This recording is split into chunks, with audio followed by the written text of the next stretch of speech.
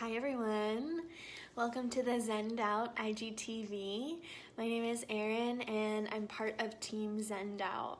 So I wanted to hop on today and tell you a little bit about this week's blog post that I wrote for zennedout.com, which is Vibrational Healing 101. So if you're watching this, you probably have heard of sound healing, vibrational healing, frequency meditation, any of these kinds of terms. And that's what the blog post is all about. In the blog, I share some of the research and studies of the science behind sound and vibrational healing. I talk about the benefits and ways to weave sound and vibrational medicine into your life.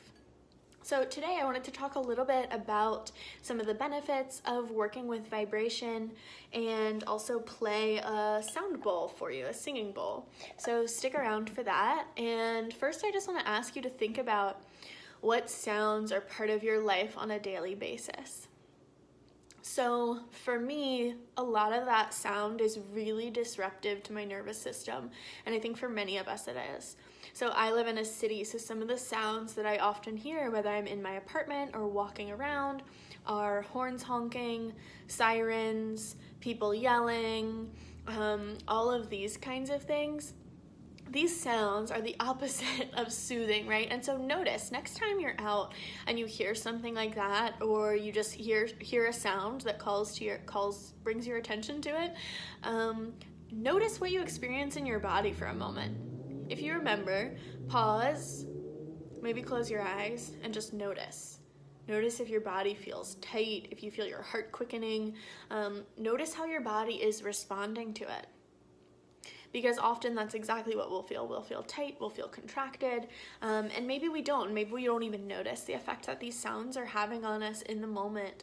But sound healing, vibrational healing is really the remedy to that. It's a really beautiful way of working with energy. It's another form of energy work, right? That can help us relax the nervous system. And there are so many benefits to sound healing, vibrational healing, and I'm just gonna share a couple of them with you now. I would love to hear in the comments what your favorite forms of sound healing and vibrational healing are. But so some of the benefits: getting better sleep, more access to your creativity, accessing a deeper state of meditation, releasing physical pain, which can be a big one for people. If you experience physical pain and you haven't tried something like this, then I would definitely recommend it. Soothing anxiety, helping regulate mood swings, and also just helping you connect more deeply to yourself, to your heart. I think of energy work in general, whether it's Reiki, whether it's sound, frequency, vibration, is helping us return more to the self. So giving us deeper access and more intentional access to ourselves. So that's one of the really beautiful things about working with vibration and sound. So some of the ways that I like to work with vibrational healing are with singing bowls, which I'm going to play for you in a moment. There are so many different kinds. There are metal bowls, brass bowls, crystal bowls. This is a bowl that I have that I got in India a couple of years ago, and I have a beautiful relationship with it. So I like to play it at the end of Reiki sessions for clients. I like to play it for myself. I like to play it to clear things like my tarot cards or anything like that. Really lovely. Sound can definitely be used to clear as well. Tuning forks are really beautiful. You can also attend a local sound healing or vibrational healing event, right? Depending on where you live, there are probably workshops in your area where folks are using gongs or bowls or tuning forks or any type of these instruments to do vibrational healing and to do sound healing. So you can look up workshops in your area. There are also sound frequency meditations on Spotify that you can check out, and I link to a couple Spotify playlists in the blog post, which you can find at our bio link. You can chant Om. That's a really beautiful way to connect with that. And you've probably, if you've been to a yoga class before, you've probably already chanted Om. All of the chakras have different sounds associated with them. And so chanting those sounds is a really beautiful way to use sound and vibration for healing and for clearing and balancing. And you can also do vocal toning, which goes along with that. And you can do not only those mantras, but you can also do different notes. So I'm not experienced enough with with the voice or with singing or anything like that to actually do vocal toning in like specific notes like C or G for different chakras. But I don't think it's very hard to learn. And I actually link to a practice that tells you exactly how to do it, which is in the blog post. So I'm going to play this singing bowl for you for a moment so you can experience the sound. So if you're watching this, just take a deep breath. If you're somewhere where you can close your eyes, you can do that. We'll take a deep breath together.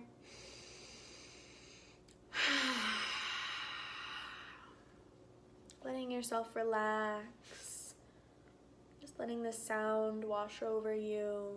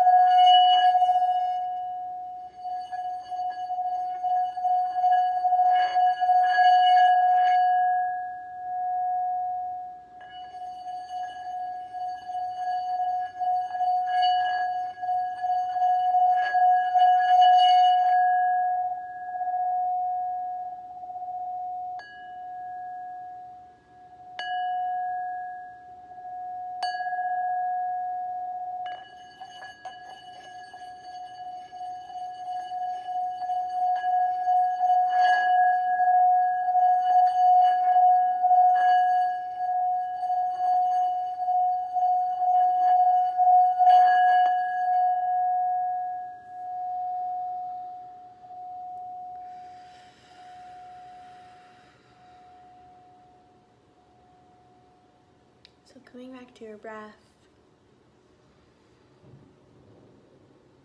noticing what you're feeling in your body.